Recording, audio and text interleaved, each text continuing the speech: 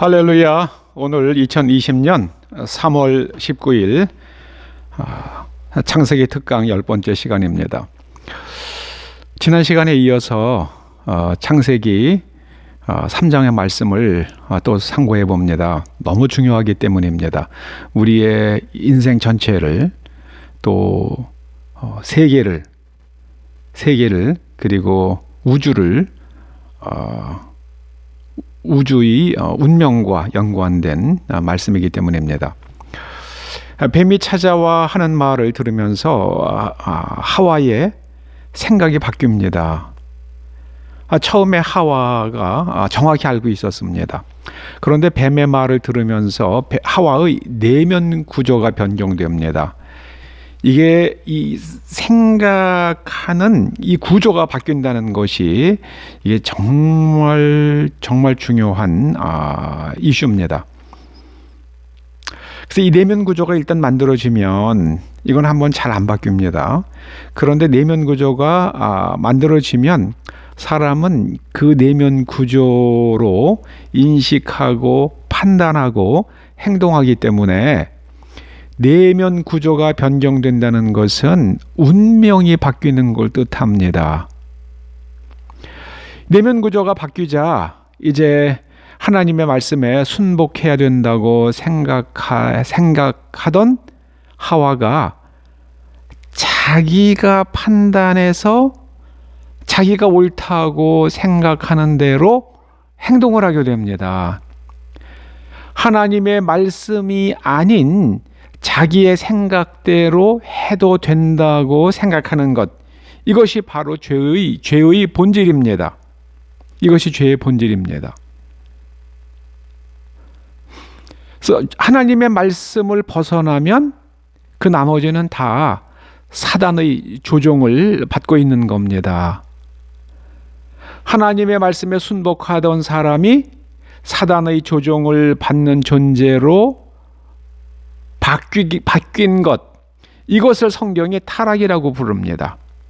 타락이라는 것은 하나님의 말씀에 순복해야 한다고 믿고 그렇게 하던 사람이 이제 내 마음대로 해도 돼, 이렇게 생각이 바뀐 것을 타락이라고 부릅니다. 그리고 죄에 빠진 사람, 곧 자기 마음대로 해도 된다고 생각하던 사람이 마음을 돌이켜서 하나님의 말씀에 기쁨으로 즐거움으로 순복하는 것이 회개입니다. 그러니까 타락과 회개의 본질은 이게 마음의 내면 구조입니다.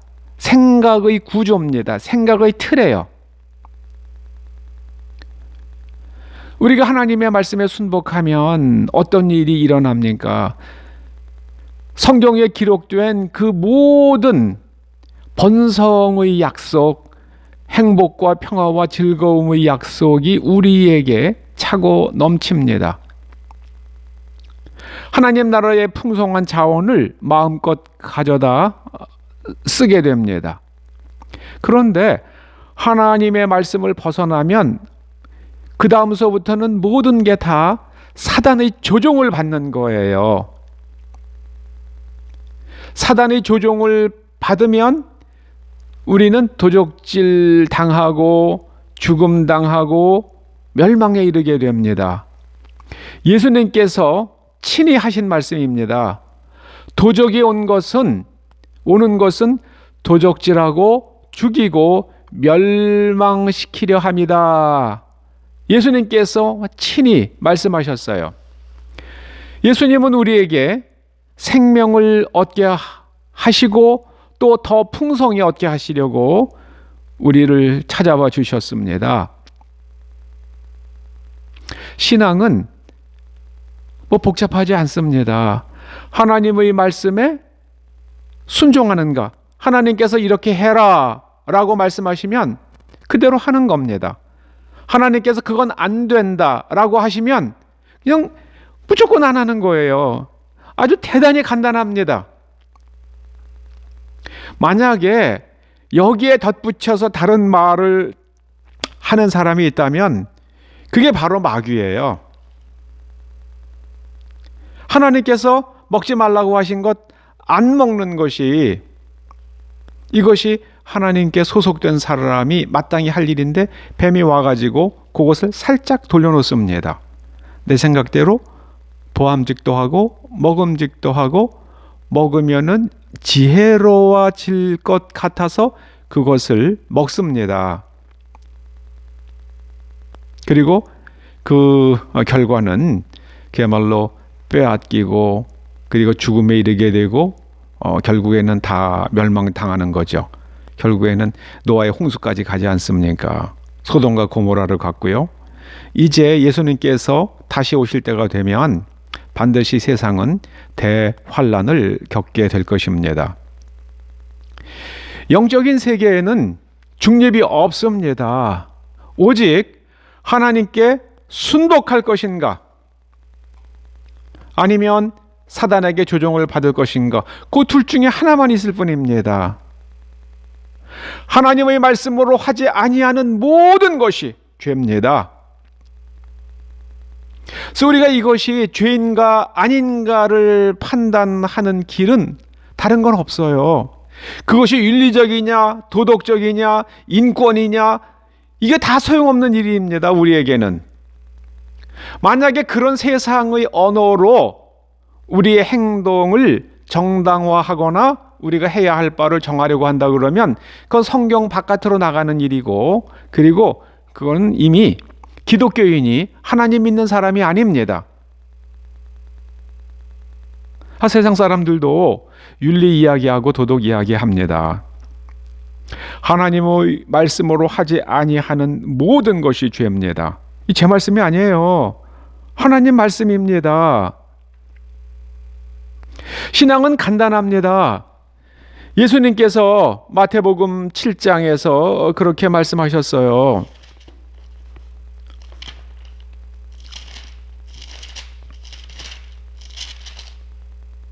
나의 이 말을 듣고 행치 아니하는 자는 그 집을 모래 위에 지은 어리석은 사람 같으리니 비가 내리고 창수가 나고 바람이 불어 그 집에 부딪힘에 무너져 그 무너짐이 심하니라. 하나님의 말, 예수님의 말씀을 들었으면 그대로 행해야 되는 겁니다. 다른 건 없습니다. 어제 제가 보주프리 교회, 인도 북부에 있는 보주프리 족에서 일어난 부흥을 소개해드리지 않았습니까? 인구가 한 8천만 명 된다 그럽니다. 그런데 거기에 4년, 5년 동안에 무려 100만 명이 세례받는 일이 일어났습니다. 딱 하나였대요. 딱 하나였답니다. 하나님께서 하라고 하신 건 무조건 하는 거야. 하나님께서 하지 말라고 말씀하신 거는 절대로 안 하는 거야. 그거밖에 없었대요. 그거였답니다. 오직 세례받은 사람들, 교회 온 사람들에게 그거 하나만 가르쳤다는 거예요.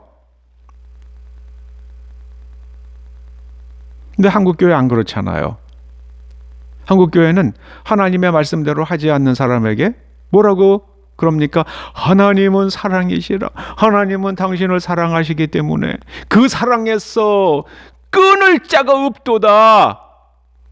그렇게 말하고 그렇게 계속 해도 괜찮아요.